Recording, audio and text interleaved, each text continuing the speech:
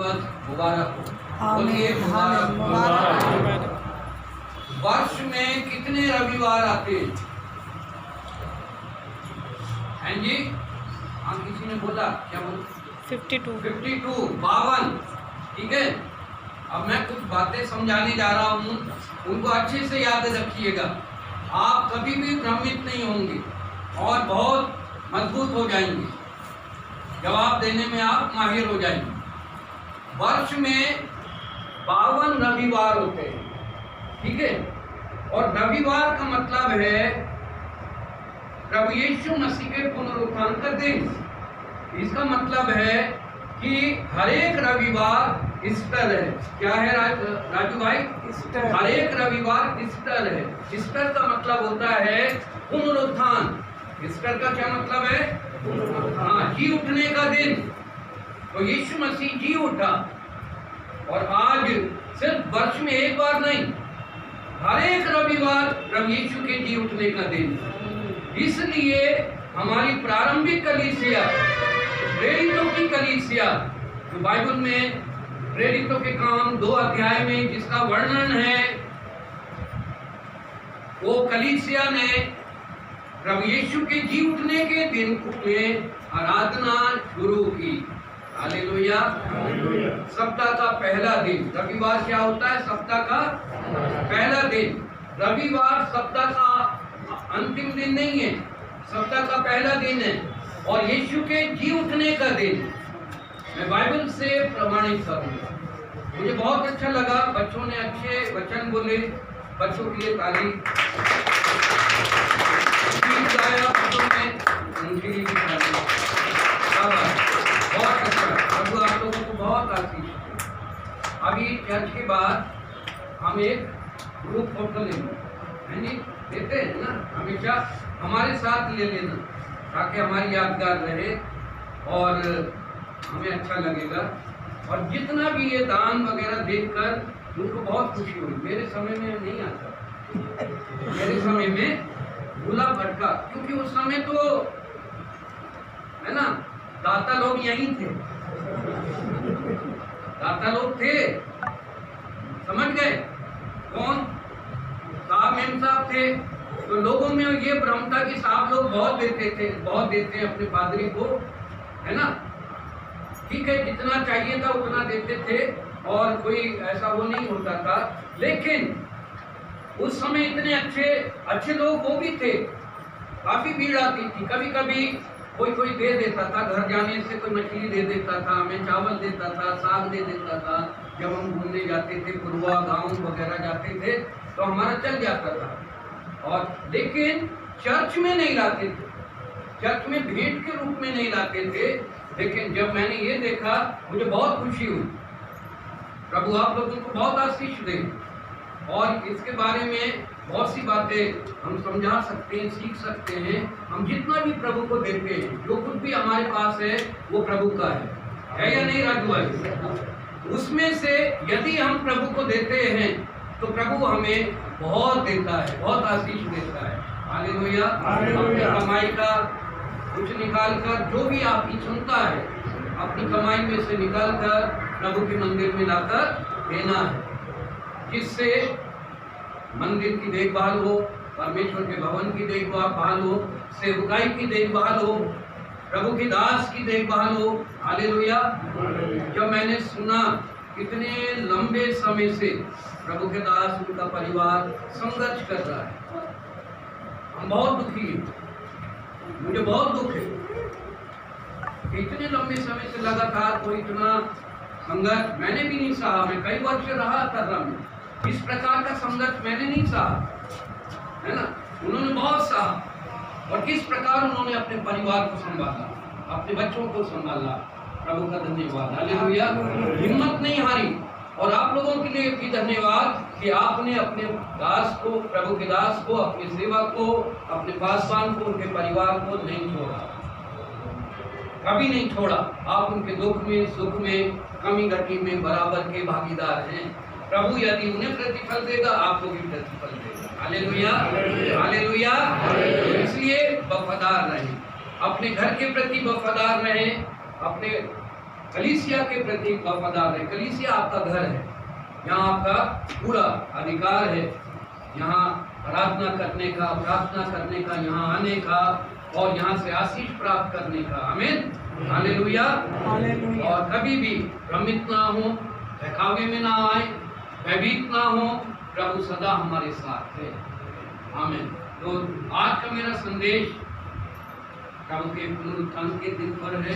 मत्ती रचित सुसमाचार उसका 28 अध्याय 1 वचन से लेकर 10 वचन तक पढ़िए।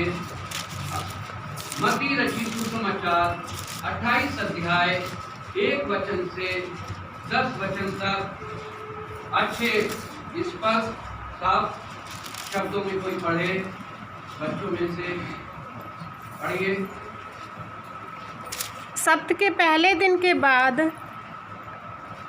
दिन के बाद सप्ताह के पहले दिन पौ फटते ही मरियम मगदलीनी और दूसरी मरियम कब्र को देखने आईं। और देखो, एक बड़ा भूकंप हुआ, क्योंकि प्रभु का एक दूत स्वर्ग से उतरा और पास आकर उसने पत्थर को लुढ़का दिया और उस पर बैठ गया। उसका रूप बिजली का सा और उसका वस्त्र पाले के समान उज्ज्वल था। उसके भय से पहरुए काँप उठे और मृतक समान हो गए। स्वर्गदूत ने स्त्रियों से कहा, मत डरो, मैं जानता हूँ कि तुम यीशु को जो क्रूस पर चढ़ाया गया था ढूंढती हो। वह यहाँ नहीं है, परंतु अपने वचन के अनुसार जी उठा है।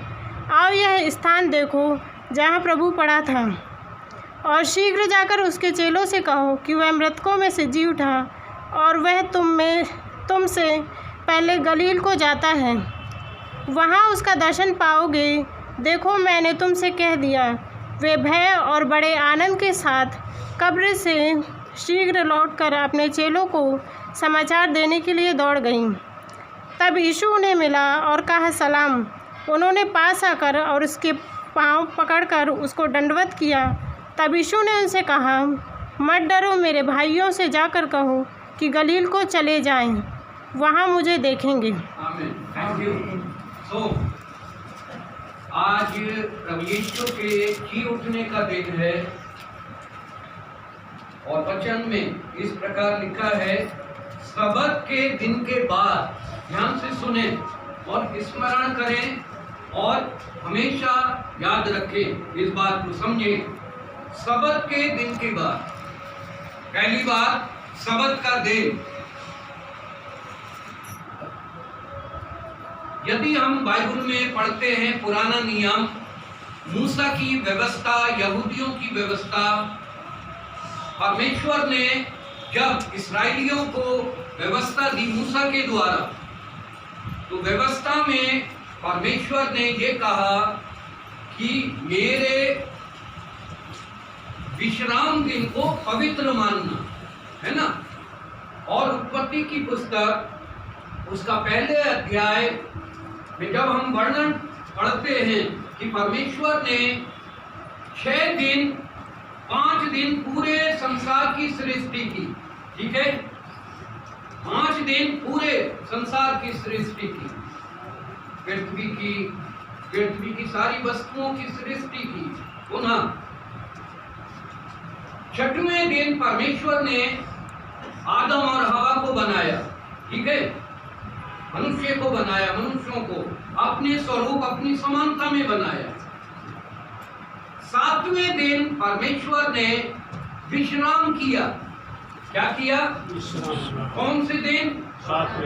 5 दिन परमेश्वर ने क्या किया? संसार को बनाया, ठीक है, पृथ्वी की सारी वस्तुओं को बनाया, सूर्य चंद्रमा तारागण को बनाया।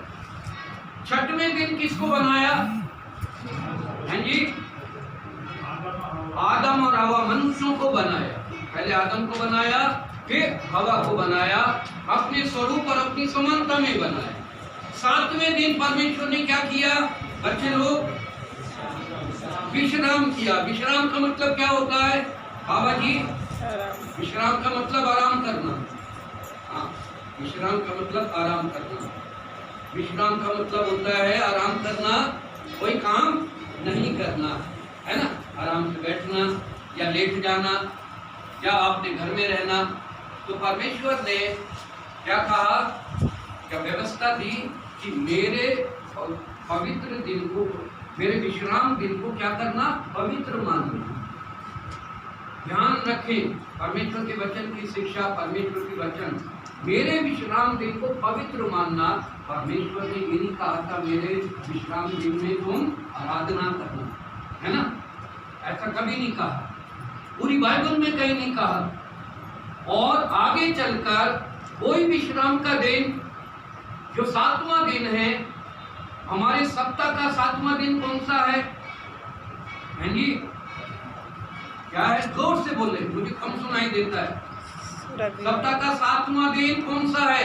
रविवार। शनिवार। शनिवार को ही सबत का दिन कहा जाता है। सुन रहे राजू भाई? सबत का दिन किसे कहा जाता है? शनिवार। शनिवार को। जब मैं बोल रहा हूं तो मुझे सुने तो आप समझ जाएंगे। ओके, सबत का दिन शनिवार को कहा जाता है। अब यहूदी लोग जो इस्राएली हैं, उन्होंने 7वें दिन अर्थात शनिवार को पवित्र दिन मानकर, विश्राम का दिन मानकर अपनी इच्छा के अनुसार परमेश्वर की आराधना करना प्रारंभ किया। बुरी बात नहीं है, कोई भी गलत बात नहीं। आज भी अभी तक यहूदी लोग शनिवार को सबत का दिन मानते हैं और उसकी आराधना करते हैं। लेकिन प्रभु यीशु मसीह ने सबत के दिन को खारिज कर दिया। प्रभु यीशु मसीह के द्वारा सबत का दिन पूरा हो गया। सबत का दिन किसने ठहराया था? किसने 7वें दिन को सबत का दिन ठहराया? है जी, किसने? परमेश्वर ने। जोर से बोले, है ना, परमेश्वर ने। परमेश्वर कौन है?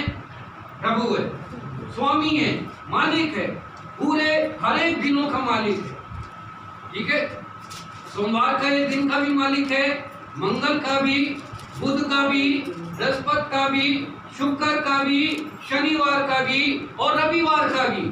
है या नहीं? सारे दिनों का मालिक है। और प्रभु यीशु ने कहा कि मैं सबत के दिन का प्रभु हूं, मैंने बनाया है सबत का दिन। यीशु ने खुद कहा। तो जो बनाता है उसको पूरा करने का भी अधिकार है। व्यवस्था किसने दी? व्यवस्था किसने दी? किसको दी? अरे राजू भाई बुढ़े होते जा रहे हैं, 1000 बार सुना है आपने, अभी भी नर्सरी में है आप, केजी में। परमेश्वर ने व्यवस्था मूसा के द्वारा इस्राएलियों को दी, यीशु को नहीं दी। यीशु स्वयं परमेश्वर है, व्यवस्था का देने वाला है। नहीं सुने आपस में ही, है ना, लड़ाई नहीं, प्यार से हम सब एक ही। मैं वही हूं जो पहले था, मेरा व्यवहार वैसा ही है जैसे पहले था, सबसे प्यार करता हूं, मैं बदला नहीं हूं, आप देख लेना। और बहुत जल्दी आने वाला हूं, आ जाऊं या नहीं आ जाऊं? आप लोगों की अनुमति है कि हम सारा सामान लेकर दोनों डबरिया आ जाएं? है राजू भाई? देखभाल करेंगे अपने बुढ़े माँ बाप की, देंगे कुछ खाने पीने को। चलिए, प्रभु हमें पूरा भरोसा है आप लोगों के ऊपर। आपकी नमक रोटी हमारे लिए कोई मछली से कम नहीं। आपका प्यार, आपका दुलार, आपकी प्रार्थनाएं, आपका जो भी आशीर्वाद अभी तक हमारे ऊपर है, उसके द्वारा आज तक हम कुशल हैं। हालेलुया। तो परमेश्वर ने, यीशु ही परमेश्वर है, यीशु ही प्रभु है, उसने 7वें दिन को विश्राम का दिन नियुक्त किया, जिसको सबत का दिन कहा जाता है। सबत के दिन का अर्थ है विश्राम का दिन, आराधना का दिन नहीं। लेकिन आगे चलकर धर्म गुरुओं ने सबत के दिन को बिगाड़ दिया। अपने स्वार्थ के लिए तो उन्होंने सबत के दिन को धार्मिक बना दिया कि इस दिन ये दिन जो है पवित्र है, आराधना का है, बलिदान चढ़ाने का है। कोई काम धंधा करने का नहीं है। लोगों को यह संदेश दिया। प्रभु यीशु के समय में ऐसा होता था और खुद बैठकर वो सब कुछ करते थे, लेकिन लोगों के ऊपर उन्होंने धार्मिकता, तुम हाथ नहीं धो सकते, तुम ये नहीं कर सकते, तुम बाहर नहीं जा सकते, तुम सिर्फ आराधना करोगे, रूढ़िवादिता, विधर्म को उन्होंने पैदा किया। इसलिए प्रभु यीशु ने सबत के दिन के मानने वालों का विरोध किया।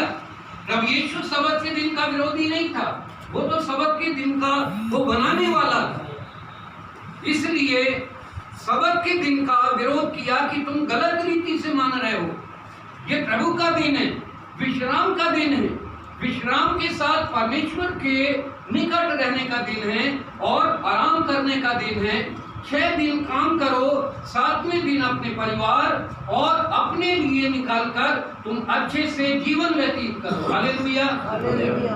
कई लोग पूरे सप्ताह काम करते हैं, पूरे सप्ताह के 24 घंटे व्यस्त हैं। उनके पास ना तो अपने परिवार के लिए टाइम, ना बीवी बच्चों के लिए टाइम, अपने लिए भी टाइम नहीं। अपने लिए मतलब खुद नहाते धोते भी नहीं, कपड़ा बदलने के लिए भी टाइम नहीं, बाल कटवाने के लिए भी टाइम नहीं। जब भी आप उनसे पूछो हमारे पास टाइम नहीं है, हम व्यस्त हैं। परमेश्वर ने 7 दिन दिए हमें, हालेलुया। 7 दिन हम काम करें। हमारी सरकार भी हमें 6 दिन काम करने के लिए मौका देती है। 7वें दिन छुट्टी होती है पूरी दुनिया में। एक दिन छुट्टी होती है या नहीं? शनिवार की या रविवार की छुट्टी होती है। एक दिन विश्राम होता है। स्कूल भी एक दिन बंद होता है, मार्केट भी एक दिन बंद होती है या नहीं? बाजार भी बंद होता है।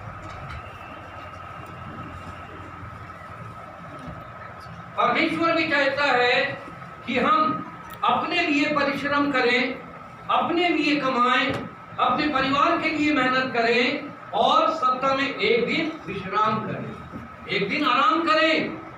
अब आराम करने का मतलब ये नहीं है कि हम हिले डुले नहीं, हम बाहर ना जाएं, हम नहाए धोए नहीं, हम कपड़ा ना बदलें, घर की सफाई ना करें, किसी से बात ना करें, गूंगे बहरे लूले लंगड़े अंधे होके बैठ जाएं।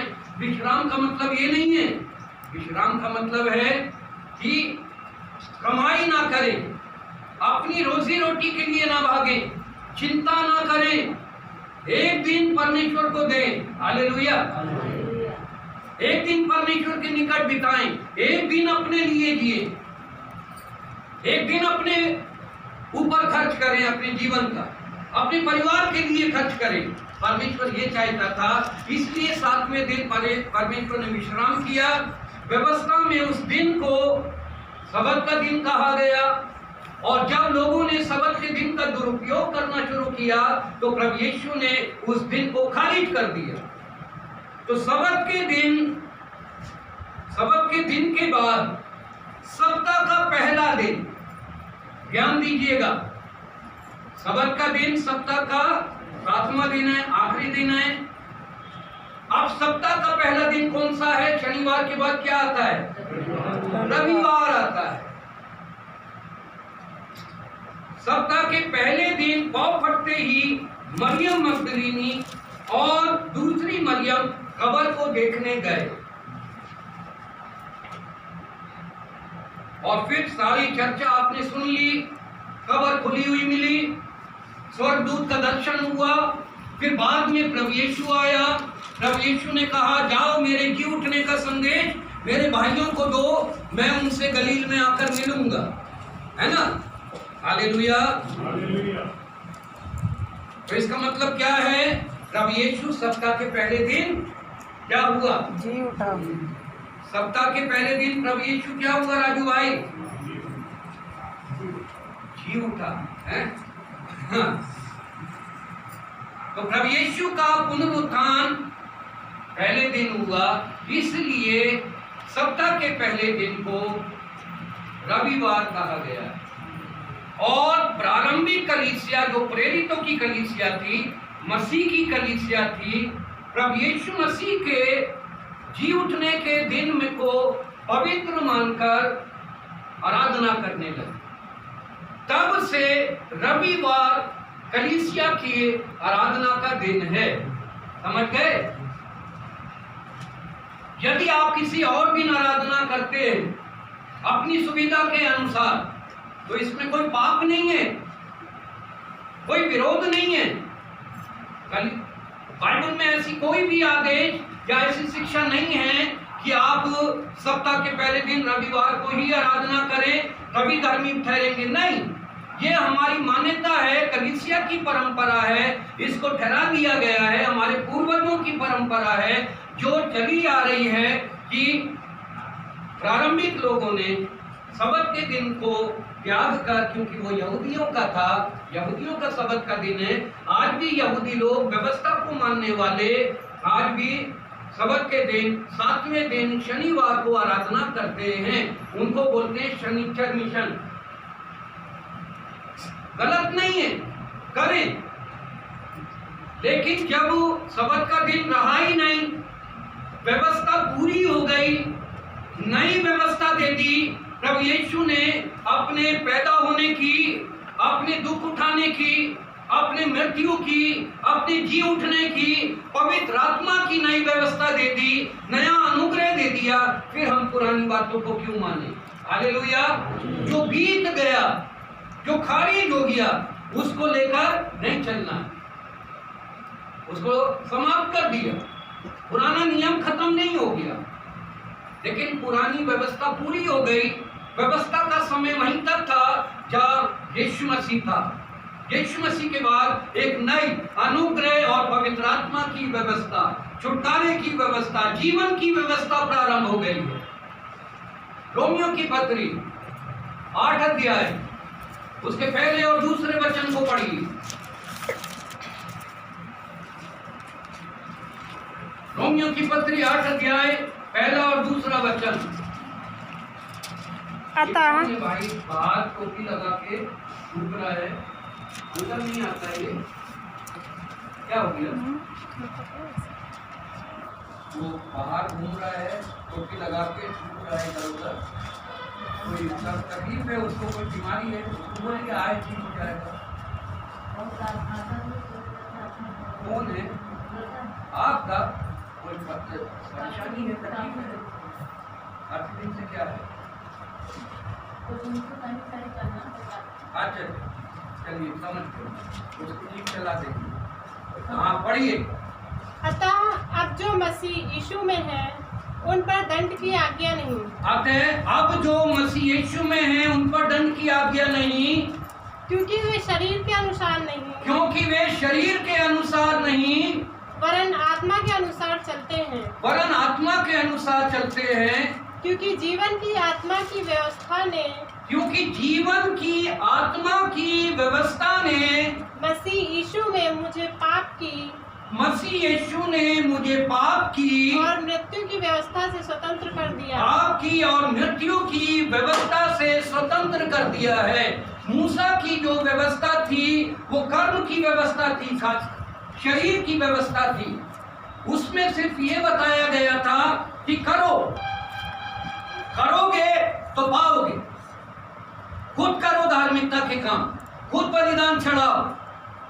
लेकिन जब मसीह आया, मसीह ने सारे शरीर के कामों को समाप्त किया और सबके बदले में खुद काम किया और स्वयं बलिदान बनकर कैलवरी क्रूस के ऊपर बलिदान हो गया और मारा गया, गाड़ा गया, मुर्दों में से तीसरे दिन जी उठा। इसलिए उसने व्यवस्था के तमाम कामों को जो निष्फल थे, जो उद्धार करने में नाकाम थी, धर्मी बनाने में नाकाम थी, उसको खारिज कर दिया और एक नई व्यवस्था। कौन सी व्यवस्था? जीवन और आत्मा की व्यवस्था। मसीह ने हमें जीवन और आत्मा की व्यवस्था दी है। इसलिए जब यीशु जी उठा है, प्रभु यीशु जिंदा है और हमारे साथ है, हम उसके जी उठने पर विश्वास करते हैं, तो हमें शरीर के कामों को त्यागना चाहिए, देह के कामों को त्यागना चाहिए, रूढ़िवादी कामों को त्यागना चाहिए, धर्म के पुराने निष्फल कामों को त्याग देना चाहिए, तभी हम सच्चे मसीह ठहरेंगे। हालेलुया, बोले हालेलुया, बोले हालेलुया, और जोर से बोले हालेलुया। ये है, ऐसे बैठिए, अगर आ गया तो ऐसे ही करवाऊंगा, गला खुलवा दूंगा। जिनके गले बैठे बंधन उठने चाहिए। हालेलुया, घेर के समान चिल्लाइए, तभी शैतान भागेगा, बीमारी भागेगी, डर भागेगा, सुस्ती भागेगी, ये निस्तीपना भागेगा, गंदगी भागेगी, हम है ना, नींद भागेगी। राजू भाई अभी सो रहे थे हारमोनियम पे सर रखे, जब प्रार्थना हो रही थी ये खूब गराटे ले लिए इन्होंने 5-10, मैं देख रहा था। हाँ, आनंद है प्रभु की नजदीकी में सब प्रकार का आनंद है। नाचिए, गाएं, खाएं, पिए, सोएं, लोटपोट करें, सब कुछ प्रभु हमें अनुमति देता है। हालेलुया। हाँ, तो सबत और व्यवस्था जाती रही, सबत और व्यवस्था समाप्त हो गई। मसीह ने हमें जीवन और आत्मा की व्यवस्था दी है। अब पौ फटते ही सप्ताह के पहले दिन मरियम कब्रिस्तान में गई, ये दूसरा विषय। अब मरियम और दूसरी मरियम कब्रिस्तान में क्यों गए? आज दुनिया में आप देखिए कितने नामधारी पाखंडी ईसाई सुबह सुबह कब्रिस्तान जाकर कब्रों को लीपे पोते होंगे, दो धूपबत्ती अगरबत्ती जलाई होगी निकम्मे ईसाइयों ने। हमारे दिल्ली में कई बड़े बड़े चर्च, बड़े बड़े जो ओहदे पर हैं, जिनको बिशप कहा जाता है, पोप कहा जाता है, बड़े बड़े पादरी चोगा पहनकर घमंड के साथ जलूस निकालकर सुबह सुबह भोर को कब्रिस्तान में जाके आराधना करते हैं। अरे कब्रिस्तान में क्या है? कब्रें हैं, मुर्दे हैं। आपको मालूम है कब्रिस्तान क्या है? कब्रिस्तान अधोलोक का द्वार है। पहला स्थान है कब्रिस्तान अधोलोक का, जहां से होकर अधोलोक का रास्ता जाता है। और हमारे दिल्ली में तो कई ऐसे महान लोग हैं, कब्रिस्तान में प्रभु भोज दे देते हैं और कब्रिस्तान में पिकनिक भी बना देते, खाना भी खा लेते हैं वहीं बनाकर अपने मरे हुए लोगों के नाम का। मरियम और मगदलीनी कब्र देखने गई, यहाँ लिखा है कब्र देखने गई। बाइबल में कहीं भी नहीं लिखा है कि मुर्दों की देखभाल की जाए, मुर्दों को गाड़ दिया जाए। मुर्दों को अपने मुर्दे गाड़ देने चाहिए, है ना, खत्म, गाड़ दिया, हो गया। अगर वो विश्वासी है तो प्रभु यीशु मसीह के आने पर, बादलों पर आने पर वो जी उठेगा। आमीन। जो विश्वास करेगा वो जी उठेगा। और जो मसीह में है, विश्वास करते हैं और मसीह में मरे हैं, वो मरे नहीं, मसीह में सो रहे हैं, पुनरुत्थान के दिन जी उठेंगे। और यीशु मसीह इसलिए जी उठा ताकि हम भी उसके साथ जिलाए जाएं। और जब तक हम जिलाए नहीं जाएंगे हम स्वर्ग नहीं जाएंगे। कब्रिस्तान जाते हैं लोग, कब्रिस्तान में रोते हैं लोग, मुर्दों की ईद मनाते हैं लोग, ईसाई लोग, मुसलमान शब रात बनाते हैं, हिंदू लोग क्या बनाते हैं? मरे हुओं के दिन को क्या बोलते हैं बाबा जी? शराब बनाते हैं, पिंडदान करते हैं, पंडों को खिलाते हैं। ईसाई लोग भी यही सब करते हैं। क्या फर्क है? क्या फर्क है बाइबल में और अन्य धर्मशास्त्रों में? कोई भी दुनिया का दूसरा धर्मशास्त्र पवित्र आत्मा की प्रेरणा से रचा नहीं गया है। केवल बाइबल परमेश्वर की आत्मा से रचा गया। Hallelujah, hallelujah. कोई भी धर्मशास्त्र किसी के बारे में नहीं लिखा। माना कि वो माननीय है, सम्माननीय है, आदर के योग्य है और बहुत ही पढ़ने के योग्य है, बहुत अच्छी बात है। उसमें अच्छी चर्चाएं हैं, उसमें बहुत किस्से हैं, कहानी है, सब कुछ है। लेकिन बाइबल के मुकाबले दुनिया में कोई भी किताब नहीं है बाइबल के समान पवित्र। कोई भी पुस्तक नहीं। पवित्र होने का मतलब ये नहीं है कि इसको चूमते रहें, पढ़े नहीं कभी, इससे अपना माथा ना ठोकें, इसको पढ़ें, इसमें जो लिखा है उसको समझें। कई लोग इसे तकिए के नीचे रखते हैं कि भूत ना पकड़े। बाइबल को अपने तकिए के नीचे रखने से भूत भागेगा नहीं। वो आपके अंदर जो गंदगी भरी हुई है इसलिए भूत आ रहा है और वो पकड़ लेगा। बाइबल की आप पूरा बाइबल का एक बड़ा बंडल रख ले, पूरा बिस्तर बाइबल का बना ले, तकिया बाइबल का बना ले, चादर भी बाइबल की बना ले, ओढ़ के बैठे और बाइबल को ओढ़ के चले, तब भी भूत पकड़ेगा आपको, क्योंकि आप बाइबल को मानते ही नहीं। बाइबल को आपने कुछ और मान लिया है, ताबीज मान लिया है, गंडा मान लिया है। बाइबल को आपने एक जादू की पुस्तक मान लिया है, भूत प्रेत उतारने वाली किताब माना है। आपके किसी के सर में दर्द है, आइए आपके सर पे बाइबल मारो, सर दर्द चला जाएगा। पीठ पर मारो। हैं ऐसे ऐसे पादरी पंजाब में देख लीजिए, ढोंगी बाबा निकल रहे हैं, बाइबल को पीठ पर मारा, धाए से वो गिर गया उनके बल। बताइए, बाइबल मारने की चीज है, सिखाने की चीज है, पढ़ने की चीज है, मानने की चीज है। हालेलुया। बाइबल परमेश्वर का वचन है, कोई ताबीज नहीं है, झाड़ फूक की चीज नहीं है। मेरी माँ क्या करती थी, अच्छी मसीह थी, सच बोल रहा हूँ, ऊपर है, सुन रही होगी, खुश होती होगी। मरियम नाम था मेरी माँ का। पापा बोलते थे, मरियम राशन कार्ड कहाँ है? क्या रे, वो बाइबल में तो रखा है। अच्छा, बैंक की किताब कहाँ है? अरे बाइबल में तो रखा है, बताया तो। अच्छा, वो जो मैंने तुम्हें पैसे दिए थे राशन के लिए, बिजली के बिल के लिए, कहाँ रखे? बाइबल में तो रखे हैं। अब बताइए, बाइबल ना हो गई, तिजोरी हो गई, अलमारी हो गई, बक्सा हो गया। मेरी माँ के लिए पढ़ती थी। मेरे पिताजी रोज सुबह बाइबल पढ़ते थे, वो पढ़ते थे, अच्छे थे।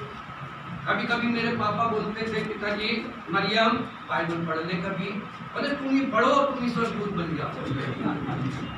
मुझे मालूम है, मुझे याद है बाइबल में क्या लिखा है, मुझे क्या करना है।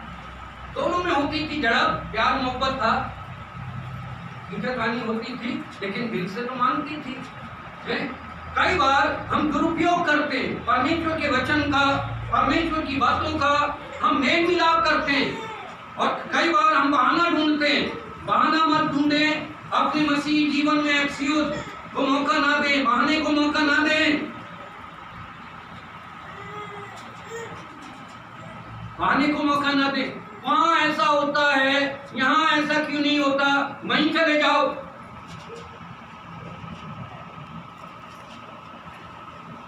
मेरे यहाँ तो नहीं चलता, माफ कीजिएगा पंडित, है ना, आज आपने मुझे मौका दिया है तो मुझे पूरा मौका देंगे। क्यों गलत बात बोल रहा हूँ क्या? देखा दाखी नहीं, नकल नहीं, कि क्या करे पादी साहब, रहना पड़ता है, आधा उधर आधा इधर, तो आधे नरक में जाएंगे, आधे स्वर्ग में जाएगा आपका शरीर। ऐसा नहीं होगा, बीच से आधे से चीरे जाएंगे कि भाई ये आधा इसको नरक में भेजो और आधा स्वर्ग में भेजो इसकी आत्मा। पूरा निर्णय वहां लिखा हुआ है, जो मसीह यीशु में उन पर दंड की आज्ञा नहीं है। क्यों नहीं है? क्योंकि मसीह यीशु ने हमें जीवन और आत्मा की व्यवस्था दी है, पाप और मृत्यु की व्यवस्था से हमें स्वतंत्र किया है। वो कब्र पे गए, इसका क्या मतलब है? क्यों गए कब्र पे? सवाल है। कभी सोचा आपने, मरियम और दूसरी मरियम कब्र पर भोर को क्यों गए? तीसरे दिन, जो सप्ताह का पहला दिन था, और वहां उन्हें पता चलता है कि कब्र खुली हुई है, स्वर्गदूत प्रकट हुआ, और फिर उसके बाद प्रभु यीशु ने स्वयं दर्शन दिया कि मैं जीवित हूं, अपने को प्रमाणित किया प्रभु यीशु ने कि मैं जीवित हूं। क्या देखने गए थे वो लोग कब्र पर? क्यों गई थी कब्र पर? और आज भी मसीह समाज में कितने निकम्मे ईसाई लोग कब्रिस्तान को जाते हैं संडे के दिन, ईस्टर के दिन, जबकि हर एक रविवार ईस्टर है, यीशु के पुनरुत्थान का दिन है, यीशु के जी उठने का दिन है। तो हर रविवार जाना चाहिए, साल में एक बार क्यों जा रहे हो? हर रविवार जाओ, कब्रों को साफ करो। अच्छा है कब्रिस्तान सड़ रहे हैं, बांदा का कब्रिस्तान देखिए कितना सड़ रहा है। यहाँ के ईसाई लोग नहीं जाते, शायद बहुत अच्छे ईसाई हैं, बहुत धर्मी ईसाई हैं, बहुत पवित्र ईसाई हैं। कब्रिस्तान देखिए कितना अच्छा सुरक्षित है, एक भी कब्र साफ नहीं मिलेगी, बहुत अच्छे से। कब्रों से क्या लेना देना? ठीक है, एक कब्रिस्तान है, उसका एक महत्व है हमारे समाज में, और मरे हुए लोगों का भी महत्व है। जो प्रभु में मरे वो जी उठेंगे, ठीक है, एक निशान है, एक उसको ठीक ठाक रखें, अच्छे से रखें, साफ सुथरा होना चाहिए, वहाँ माली होना चाहिए, वहाँ चौकीदार होना चाहिए, वहाँ जिम्मेदार व्यक्ति होना चाहिए, वहाँ दरवाजा होना चाहिए, वहाँ दीवार होनी चाहिए, कोई घुस ना जाए, कब्जा ना कर ले जैसे किया जा रहा है। ये सारी चीजें महत्वपूर्ण हैं, इनके खिलाफ नहीं हूं मैं, लेकिन कब्र पे जाना क्यों? मरियम और दूसरी मरियम क्यों गई? क्या है जवाब आपके पास? हैं जी? प्रभु के दर्शन कर, प्रभु तो मर गया था, वो तो कब्र पे गई, यीशु के पास थोड़ी गई, मान लिखता है कब्र को देखने गई, कब्र को देखने गई। प्रभु कहाँ है? उनका तो ये विश्वास ही नहीं था कि यीशु जी उठेगा। हैं जी? प्रभु को देखने में भी जी उठा नहीं, क्योंकि चलिए मान लेते हैं कि उनको विश्वास होगा, देखने गई, बहुत अच्छी बात। अब मैं आपको बताऊं क्यों गए। अब यहूदी समाज में क्या होता है, वो क्यों गई? आपका कहना सही है, प्रभु को देखने गए या कब्र को देखने गए, लेकिन वास्तव में वो जीवित प्रभु को देखने नहीं गई। वो इसलिए गई कि यहूदी समाज में जब कोई मर जाता है तो उसको नहलाते हैं, धुलाते हैं और सुगंधित द्रव्य वस्तुओं से पाउडर क्रीम लगाकर खूब अच्छे से सजाकर उसका अंतिम संस्कार किया जाता है। और ये सारी प्रक्रिया से, इन सारी विधि विधानों से मसीह के लोग, मसीह के चेले जो करना चाहते थे अंतिम संस्कार जैसा प्रभु का होना चाहिए था, नहीं हुआ था। उसे सीधा कब्र से उतारा, चादर में लपेटा, क्योंकि सबर का दिन निकट था, इसलिए जल्दी से ले जाकर कब्र में रख दिया और उसके ऊपर पत्थर रख दिया था ताकि कोई भी उसके पास ना जाए। पहरेदारों को नियुक्त कर दिया। अब ये मरियम मगदलीनी और दूसरी मरियम गए, ये सोच के गए होंगे कि हम हाथ जोड़ेंगे, पैरों से बोलेंगे खोल दो, हम अपने प्रभु का संलेपन करेंगे, उसका थोड़ा सा श्रृंगार करेंगे, हम अपनी अंतिम इच्छा को पूरा कर लेंगे अपने प्रभु के प्रति। इसलिए गए। उन्हें विश्वास नहीं था कि यीशु जी उठेगा। कई बार हमारे जीवन में बहुत सी बातों को हम सुनते हैं, प्रभु के वचनों को सुनते हैं। प्रभु ने कितनी बार कहा कि मैं दुख उठाऊंगा, मारा जाऊंगा। उसने उदाहरण भी दिया कि जिस प्रकार नोहा तीसरे दिन मछली के पेट से निकल गया, जीवित पाया गया, जीवित निकला, उसी प्रकार मनुष्य का पुत्र भी तीसरे दिन मुर्दों में से जी उठेगा। फिर उसने ये भी कहा, इस मंदिर को ढा दो, परमेश्वर इसे फिर से खड़ा कर देगा। वो मंदिर स्वयं अपने लिए कहा था उसने, किस मंदिर को ढा दो, इसकी ईंट एक एक ईंट गिरा दो, इसे प्रभु परमेश्वर फिर से खड़ा कर देगा। और उसी वचन के अनुसार प्रभु यीशु जी उठा। हालेलुया। कई बार हम परमेश्वर के वचनों को सुनते, लेकिन हम विश्वास नहीं करते परमेश्वर के वचनों पर। नाम धराई, परमेश्वर की आज्ञाओं को नहीं मानते बहुत से लोग, बहानेबाजी करते हैं, बहुत सस्ता और बहुत ही हल्का, बहुत ही एकदम मामूली समझ लिया परमेश्वर के आदेशों को, परमेश्वर के नियमों को, परमेश्वर की आज्ञाओं को हमने, जिससे परमेश्वर प्रसन्न नहीं होता। शायद मनुष्य प्रसन्न हो जाए, आप खुश हो जाएं, लेकिन परमेश्वर खुश नहीं होगा। परमेश्वर के वचन में साफ लिखा है, प्रभु को माने, प्रभु का आदर करें, उसका अंगीकार करें, मन फिराएं। प्रेरितों की पुस्तक में 2 अध्याय में 37-38 वचनों में जब पतरस ने प्रचार किया, लोगों के हृदय छिद गए। पेंतीकुस्त के दिन लोग आकर चेलों से पूछने लगे, पतरस, याकूब, यूहन्ना से कि हे साहिबो, हम क्या करें, उद्धार पाने के लिए क्या करें? उन्होंने साफ कहा, मन फिराओ और अपने पापों की क्षमा के लिए क्या करो? अपने पापों की क्षमा के लिए क्या करो? अपने पापों की क्षमा के लिए क्या करो? मन फिराओ और अपने पापों की क्षमा के लिए क्या करो? राजू भाई, क्या करो? अपने पापों के मन फिराओ और अपने पापों की क्षमा के लिए क्या करो? अरे अरे दे बुद्धिमान, बाइबल आपके पास से निकाल के पढ़ लेते इतनी देर में। निकालिए। पापों की क्षमा के लिए क्या करो? राजू भाई, बपतिस्मा नहीं, एक ही माँ, बपतिस्मा। बपतिस्मा लिया? कब लिया? मन फिराने से पहले या बाद में? बाद, पहले। मन बाद में फिराया।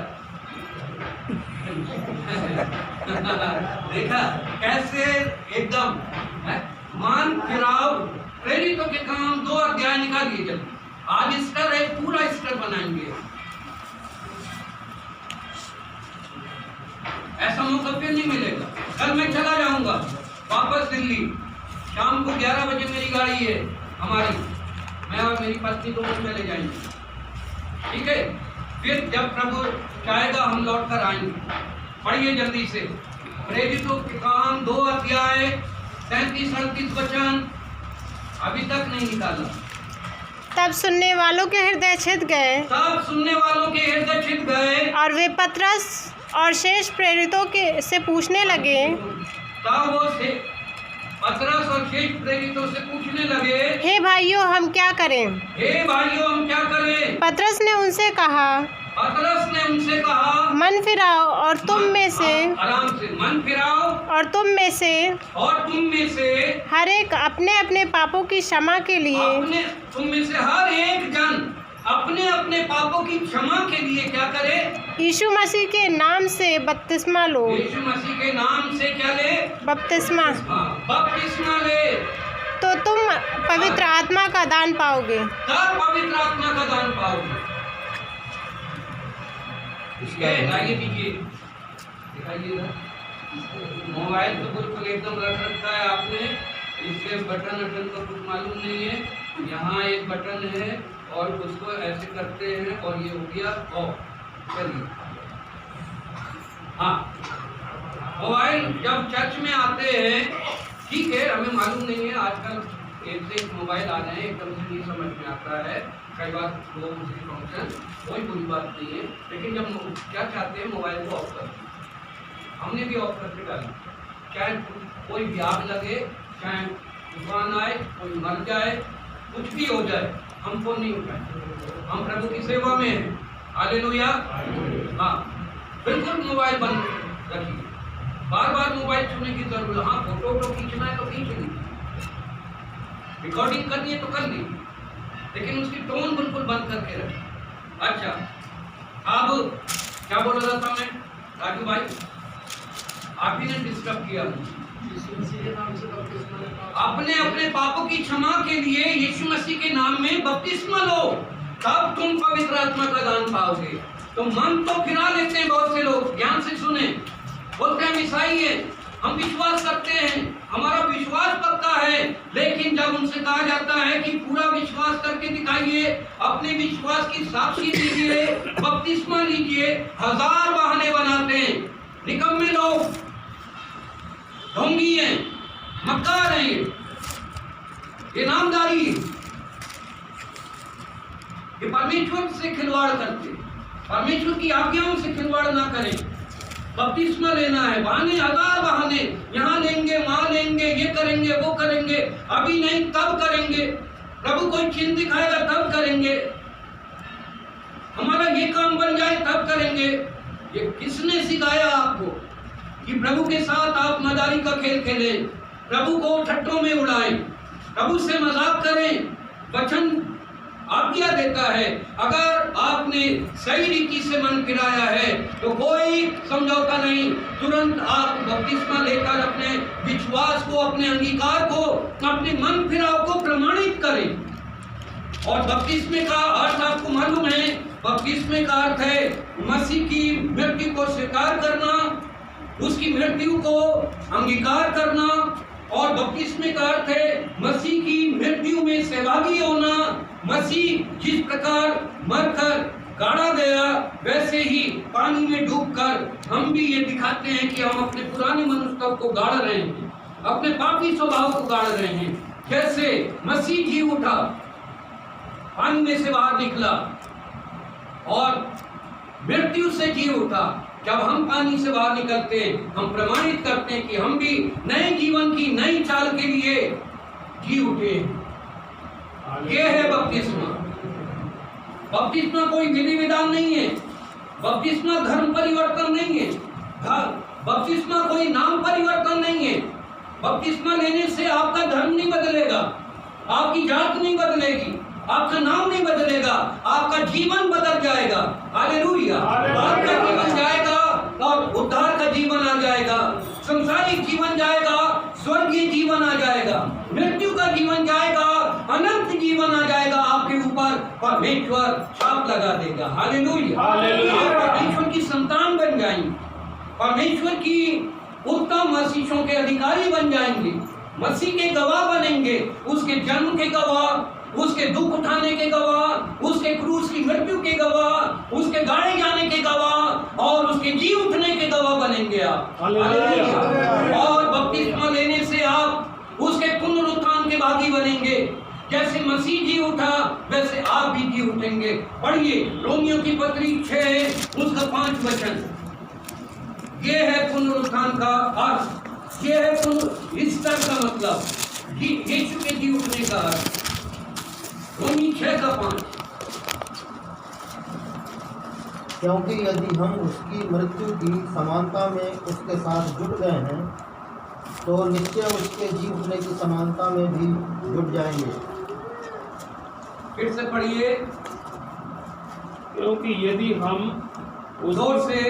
यदि हम उसकी मृत्यु की समानता में उसके साथ जुड़ गए हैं, हाँ जी, तो निश्चय उसके जी उठने की समानता में जुट जाएंगे। हाँ, यदि हम उसकी मृत्यु की समानता में जुट गए हैं। यीशु की मृत्यु की समानता में जुट जाने का क्या अर्थ है? यीशु की मृत्यु को स्वीकार करना। सुन रहे हैं सब? यीशु की मृत्यु की समानता में, पौलुस कहता है मैं उसकी मृत्यु की समानता में पाया जाऊं, मृत्युंजय की सामर्थ को प्राप्त करूं, उसके दुखों के मर्म को जानूं, उसके जी उठने की समानता को प्राप्त करूं, पुनरुत्थान की सामर्थ को प्राप्त करूं। मृत्यु की समानता में अगर हम जुट गए, कितने लोग मसीह यीशु की मृत्यु की समानता में जुटे हैं यहाँ? अर्थात उन्होंने यीशु का अंगीकार किया और बपतिस्मा लिया। हाथ खड़ा कीजिए ईमानदारी से। कब आए बपतिस्मा जिन्होंने लिया? डूब का पिता पुत्र पवित्र आत्मा के नाम में मन फिराओ। शर्माइए नहीं, प्रभु देख रहा है, प्रभु को गवाही दीजिए। Hallelujah, hallelujah. अपने लिए बोलिए हालेलुया, हालेलुया। बोलिए हम यीशु के साथ उसकी मृत्यु की समानता में जुट गए हैं। यीशु के साथ उसकी मृत्यु जोर से बोले, हम मसीह यीशु की मृत्यु की समानता में जुट गए हैं। हालेलुया। धन्य आप, धन्य। आज जब आप मृत्यु की समानता में जुट गए तो आप उसके जी उठने की समानता में भी जुट जाएंगे। मतलब क्या है? जैसे यीशु जी उठा, वैसे ही आप भी, जब यीशु आएगा आप भी जी उठेंगे और उसके साथ महिमा में प्रवेश करेंगे और अनंत जीवन पाएंगे। हालेलुया। और दूसरा अर्थ इसका ये है, और यदि आप मर गए हैं तो मरा हुआ व्यक्ति फिर चलता है। राजू भाई, मरा हुआ व्यक्ति बोलता है, क्यों? मरा हुआ कहाँ से बोलेगा? मुंह से बोलेगा, जैसे पहले बोलता था। मरा हुआ व्यक्ति चलता है, अरे व्यक्ति की बात कर रहा हूँ। मरा हुआ आदमी चलता है? नहीं, चल सकता है? नहीं करता। नहीं चल सकता ना। बोल सकता है? नहीं बोल। क्यों नहीं बोल सकता? मरा है। मरने का मतलब क्या है? खत्म है ना, उसका निकल गया था। लेकिन कई बार हमारे बीच में मरे हुए लोगों को, मुर्दों को घूमते हुए मैं देखता हूँ। कलीसिया में, मसीह समाज में, यहाँ तरला भांगा नरैनी में बहुत मरे हुए घूम रहे। पादी साहब समझ के रहना, मरा हुआ व्यक्ति अगर कब्र से बाहर आ जाए और हड्डी से नीचे निकल जाए आधा जला हुआ, कैसा लगेगा बाबा? मुर्दा लगेगा। अरे उसमें कीड़े पड़े हुए होंगे, बदबू आएगी। अगर आप उससे सट जाएंगे तो आप भी बदबू देंगे। ऐसे कितने ईसाई जो मर गए हैं मसीह के लिए, जिन्होंने मन फिराया था, जिन्होंने यीशु की मृत्यु में अपने को सहभागी बनाया था, फिर से कब्र से बाहर घूम रहे हैं, क्योंकि वो उसके जी उठने की समानता में नहीं जुटे। डूब तो गए लेकिन अभी तक बाहर नहीं आए नए जीवन की चाल चलने के लिए। अभी भी अपने पुराने कर्मों से बाज नहीं आ रहे हैं, नाम लेकर घूम रहे। कितनों को मैंने यहाँ देखा है। ईसाई तो बन जाते, चर्च तो हमें लगते, बाइबल भी घर में रख लेते, पादरी को भी अपने घर में बुलाते, रात रात को बेसमय फोन करते प्रार्थना के लिए, लेकिन सुधरते नहीं कभी। वो अपना निकम्मा चाल चलन, पुराना जीवन, पुरानी रीति रिवाज है नहीं छोड़ते। हमारे बड़े भाई थे यहीं पर, सत्य गुरु, परम गुरु पाए लागू। हम भी उन लोगों से मिलते थे जिनके वो पाए पड़ते थे, हम नहीं पैर पड़ते थे। नमस्कार ठाकुर साहब, नमस्कार पंडित जी। और लेकिन हमारे बड़े भाई बोलते थे पाए लागू महाराज हमारे सामने। शर्म की बात है, हमने आज तक पैर नहीं पड़े ना अपने बाप के, समझे। जब हृदय में सम्मान है, जब हमारे मन में आदर इज्जत है, हमें पांव पड़ने की और कोई आरती उतारने की जरूरत नहीं है। कोई नहीं कह रहा कि हमारे पांव पड़ो।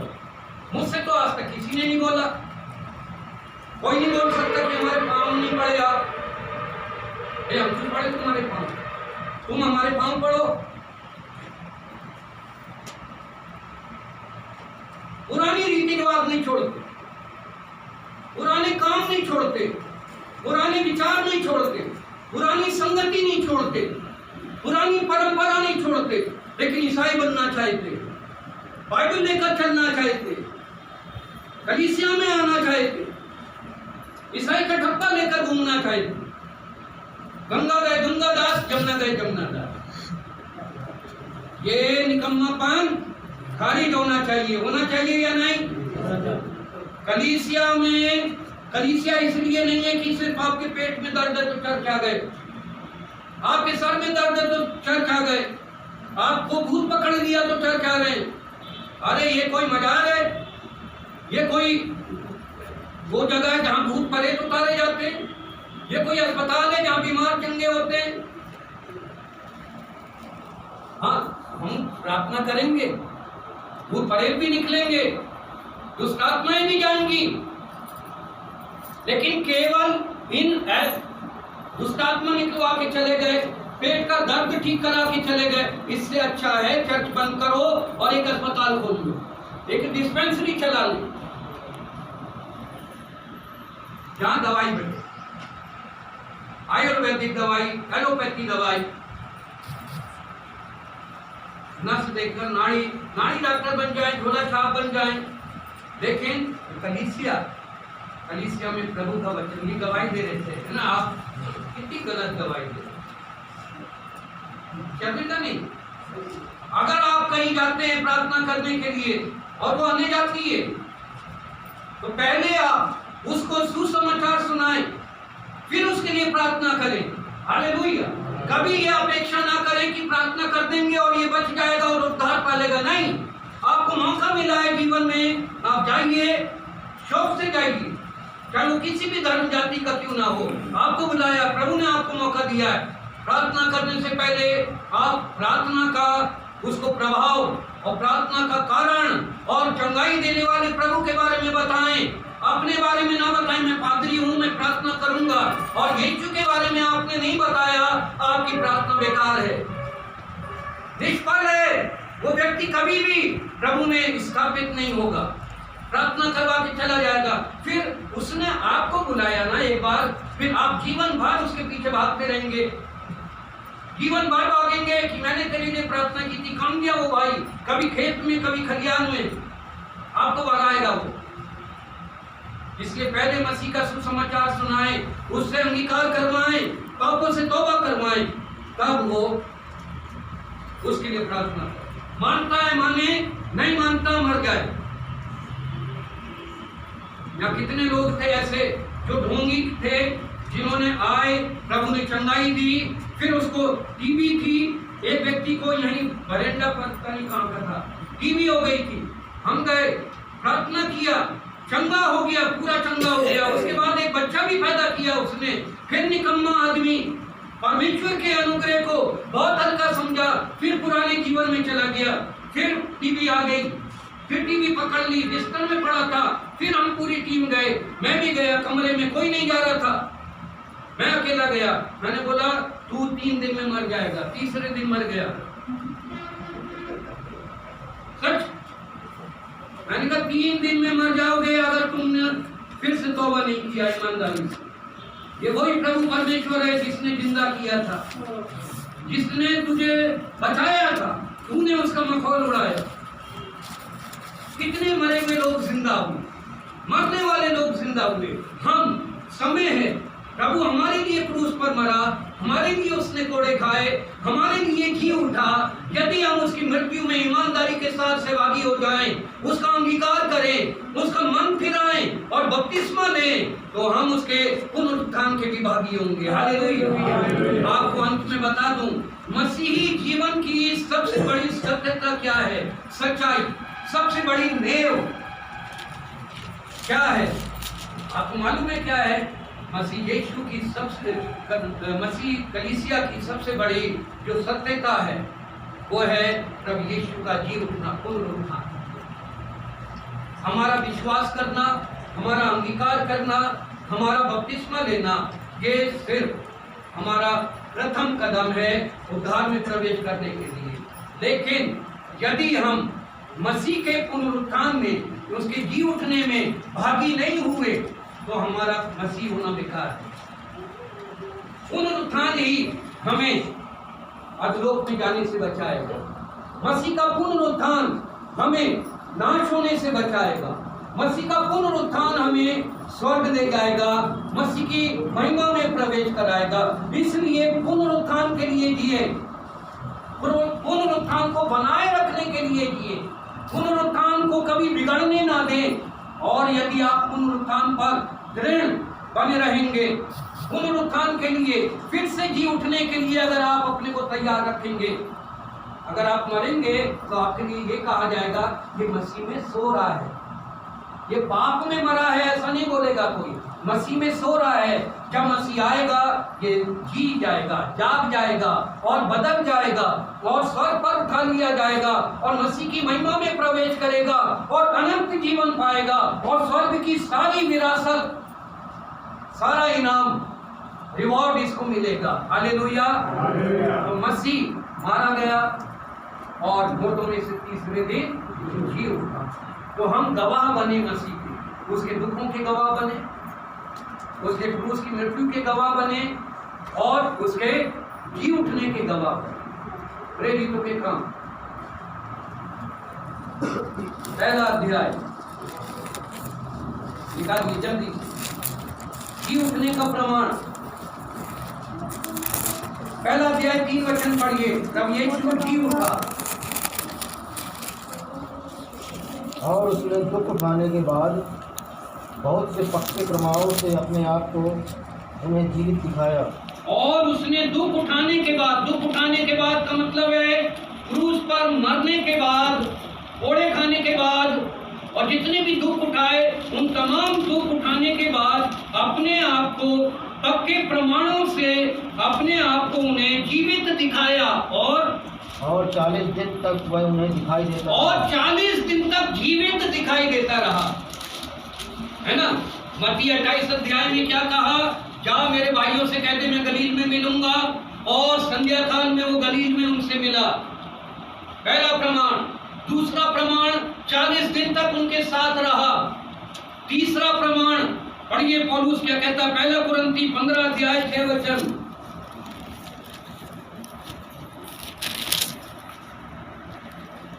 पहले कुरिन्थी 15 अध्याय 6 वचन। फिर 500 से अधिक भाइयों को एक साथ दिखाई दिया। 500 से अधिक भाइयों को एक साथ दिखाई दिया जीवित। जी उठने के बाद मरियम मगदलीनी को, दूसरी मरियम को दिखाई दिया, फिर गलील में अपने भाइयों को दिखाई दिया, फिर जैतून पहाड़ पर 500 चेलों को दिखाई दिया, और 500 चेलों को दिखाई देते हुए वो स्वर्गों पर, बादलों पर उठा लिया गया। पहला प्रेरितों के काम पहला अध्याय उसका 11 और 12 वचन पढ़िए। 11 वचन पढ़िए जल्दी से। और कहने लगे, हे गलीली पुरुषों, तुम क्यों खड़े स्वर्ग की ओर देख रहे हो? हाँ, यही यीशु जो तुम्हारे पास से स्वर्ग पर उठा लिया गया है, जिस रीत से तुमने उसे स्वर्ग को जाते देखा है, उसी रीत से वह फिर आएगा। हाँ, जी उठने के बाद, जी उठने के 40 दिन के बाद जब यीशु जैतून पहाड़ से स्वर्ग पर उठा लिया गया, और स्वर्गदूतों ने ये गवाही दी, जिस प्रकार वो स्वर्ग पर उठा लिया गया है उसी प्रकार वो वापस आएगा। हालेलुया। हालेलुया। तो हमारा प्रभु यीशु जन्म, मनुष्य का जीवन जिया, परमेश्वर की आज्ञाएं हम तक पहुंचाई, परमेश्वर की इच्छा पूरी की, स्वर्ग के राज्य का प्रचार किया, मन फिराव का प्रचार किया, हमारे लिए उद्धार का द्वार खोला, हमारे लिए छुटकारे का द्वार खोला, प्रबंध किया छुटकारे का, हमारे सारे पाप और श्राप अपने ऊपर लेकर कलवरी क्रूस के ऊपर बलिदान हो गया, मौतों के साथ गाड़ा गया, तीसरे दिन जी उठा और 40 दिन तक इस पृथ्वी पर रहा, अपने जी उठने का प्रमाण दिया। बाइबल उस बात को प्रमाणित करती है, और फिर 40वें दिन सबके देखते हुए स्वर्ग पर उठा लिया गया। हालेलुया। और फिर दोबारा वापस आने वाला हवा में बादलों पर। क्यों आने वाला है? मुझे और आपको अपने साथ ले जाने के लिए।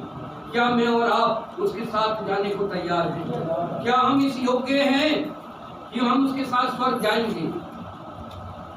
बोलिए हाँ या ना। हाँ। जाना है, मेहनत करना है, दुख उठाना है।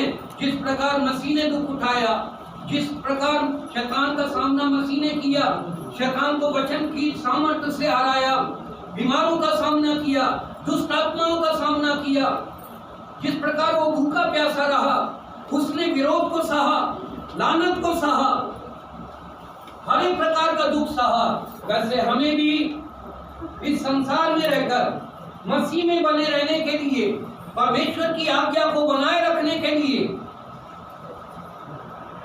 परमेश्वर की आज्ञा को, परमेश्वर की इच्छा को पूरा करने के लिए हमें दुख उठाना है। हालेलुया, हालेलुया, दुख उठाना है, विरोध सहना है, दुष्ट आत्माओं का सामना करना है, शैतान को हराना है।